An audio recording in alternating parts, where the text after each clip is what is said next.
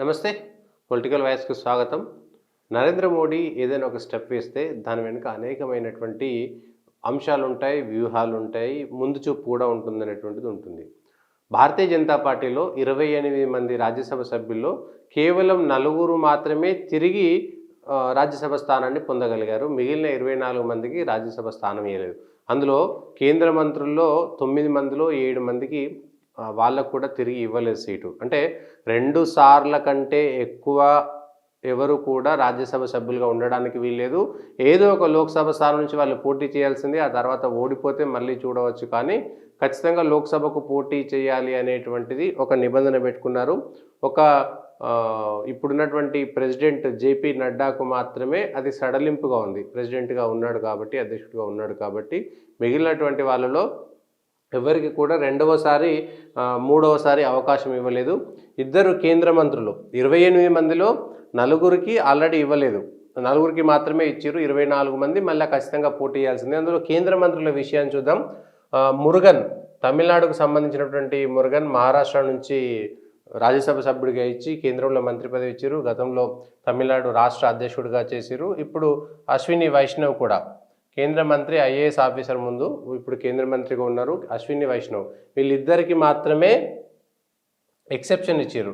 వీళ్ళిద్దరు మిగిలినటువంటి దాంట్లో భూపేంద్ర యాదవ్, కేంద్ర మంత్రిగా ఉన్నటువంటి భూపేంద్ర యాదవ్ దాదాపుగా రాజస్థాన్ నుంచి ఖచ్చితంగా పోటీ చేయాలి అనేటువంటిది ఒక స్థానం ఏదైనా ఉండొచ్చు, కానీ రాజస్థాన్ నుంచి పోటీ చేస్తారు అనేటువంటిది ఒక చర్చ. అదేవిధంగా ధర్మేంద్ర ప్రధాన్ ఒడిషా నుంచి ఖచ్చితంగా పోటీ చేయాలి అనేటువంటిది ఒక నిర్ణయం. మన్సుఖ్ మాండవీయ గుజరాత్ నుంచి ఏదో ఒక స్థానం నుంచి పోటీ చేయాల్సిందే. గుజరాత్లో ఆయనకు ఒక ఎంపీ స్థానాన్ని ఇచ్చేటువంటి అవకాశం ఉంది. నారాయణ రానే బీజేపీలో చేరిన తర్వాత కేంద్ర మంత్రి అయ్యారు. ఆయన మహారాష్ట్ర నుంచి ఖచ్చితంగా లోక్సభకు పోటీ చేయాల్సినటువంటి ఆవశ్యకత ఉంటుంది. ఇక పురుషోత్తం రూపాల కూడా గుజరాత్ నుంచి ఏదో ఒక స్థానంలో పోటీ చేయాలి. పురుషోత్తం రూపాలకు నరేంద్ర మోడీ చాలా ఇంపార్టెన్స్ ఇస్తాడు. నరేంద్ర మోడీకి ఏదైనా ఇబ్బంది అనిపిస్తే ఆయన మనశ్శాంతి కోసం పురుషోత్తమ రూపాలతోటి మాట్లాడతాడు అనేటువంటిది ఒక చర్చ ఉంటుంది. మురళీధరన్ కేరళ మీద కన్నేసినటువంటి బీజేపీ మురళీధరన్కి తర్వాత ఇవ్వచ్చు. విదేశాంగ శాఖ మంత్రిగా ఉన్నటువంటి మురళీధరన్కు కేరళలో ఏదో ఒక స్థానం నుంచి పోటీ చేసి గెలవాలి అనేటువంటి ఒకటి ఉంది. రాజీవ్ చంద్రశేఖర్ కర్ణాటక నుంచి ఒక స్థానంలో పోటీ చేయాలి కర్ణాటకలో. ఎందుకంటే లోక్సభ స్థానాలను గెలుచుకుంటే ఆ తర్వాత ఎవరైనా ఓడిపోతే ఇందులో పోటీ చేసి తప్పనిసరి పరిస్థితులలో ఉండేటువంటి వాళ్ళు మాత్రమే భారతీయ జనతా పార్టీ నుంచి మళ్ళీ తిరిగి రాజ్యసభ 2 సార్ల కంటే ఒకరికి ఎక్కువ రాజ్యసభ ఇవ్వకూడదు. రెండోసారి మాత్రమే ఇవ్వాలి. మూడోసారి కంటిన్యూ చేయకూడదు అనేటువంటిది భారతీయ జనతా పార్టీ ఒక నిర్ణయం తీసుకొని ఇందులో ఉన్నటువంటి నాయకులంతా కూడా, ఈవెన్ నిర్మలా సీతారామన్ కూడా ఇప్పుడు ఖచ్చితంగా తమిళనాడు నుంచి పోటీ చేస్తారు అనేటువంటిది ఒక చర్చ జరుగుతుంది. అయితే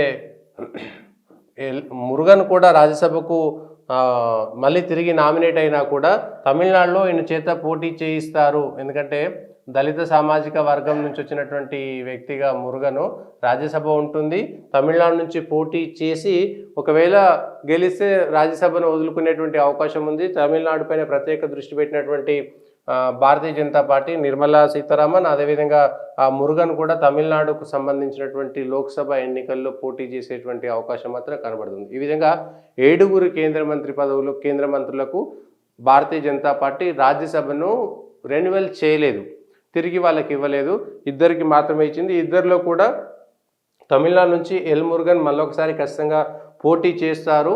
ఒకవేళ గెలిస్తే రాజ్యసభను వదులుకుంటారు, లోక్సభ ఉంటుంది, రాజ్యసభ మరి ఇంకొకరికి ఇచ్చుకోవచ్చు.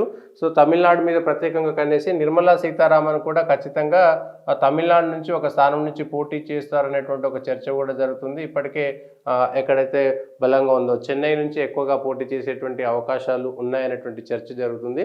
నిర్మలా సీతారామన్ కూడా తమిళనాడులో ఒక స్థానం నుంచి పోటీ చేస్తారని, మురుగన్ కూడా ఒక స్థానం నుంచి పోటీ చేస్తారని, ఇక భూపేందర్ యాదవ్కు రాజస్థాన్లో దాదాపుగా కేక్వాకే, ఒడిశాలో 10-12 సీట్లు గెలుస్తారనేటువంటి చర్చ జరుగుతుంది. ఒడిశాకు సంబంధించి ధర్మేంద్ర ప్రధాన్ ఒకంగా ఒడిశాలో అధికారంలోకి వస్తే ముఖ్యమంత్రి స్థానంలో ఉండేటువంటి వ్యక్తి. మన్సుఖ్ మాండవీయ గుజరాత్లో కేక్వాక్ Bharatiya Janata party clean sweep చేస్తుంది కాబట్టి మహారాష్ట్రలో ఇప్పుడు భారతీయ జనతా పార్టీ బలంగా ఉంది. అశోక్ చవాన్ వచ్చాడు, ఎమ్మెల్యేలు వచ్చారు, ఎన్సీపీ శివసేనకు సంబంధించిన పొత్తు ఉన్నది, అక్కడ బీజేపీ ప్రభుత్వం ఉన్నది. గుజరాత్లో పురుషోత్తం రూపాయల టికెట్ ఇవ్వడం ఆలస్యం, గెలుస్తారు. కేరళకు సంబంధించిన దాంట్లో 3 స్థానాల్లో, కేరళలో 3 స్థానాల్లో భారతీయ జనతా పార్టీ బాగా సీరియస్గా ఫోకస్ చేసింది. ఆ 3 స్థానాల్లో మురళీధరన్ కూడా ఖచ్చితంగా ఒకరు ఉంటారనేటువంటి ఒక చర్చ కేరళ నుంచి ఉంది. ఇక రాజీవ్ చంద్రశేఖర్ కూడా కర్ణాటకలో భారతీయ జనతా పార్టీ ఖచ్చితంగా గెలుస్తుంది అనేటువంటి ఒక చర్చ నడుస్తున్నది. కర్ణాటకలో భారతీయ జనతా పార్టీ అక్కడ ఉన్నటువంటి కాంగ్రెస్ వ్యతిరేకతను క్యాచ్ చేసుకుంటుంది. దేవేగౌడ పార్టీతో అక్కడ పొత్తు కూడా పెట్టుకున్నటువంటి నేపథ్యంలో భారతీయ జనతా పార్టీ కర్ణాటకలో 28కి 28 స్వీప్ చేస్తుంది అనేటువంటి ఒక ప్రచారం చేసుకుంటుంది.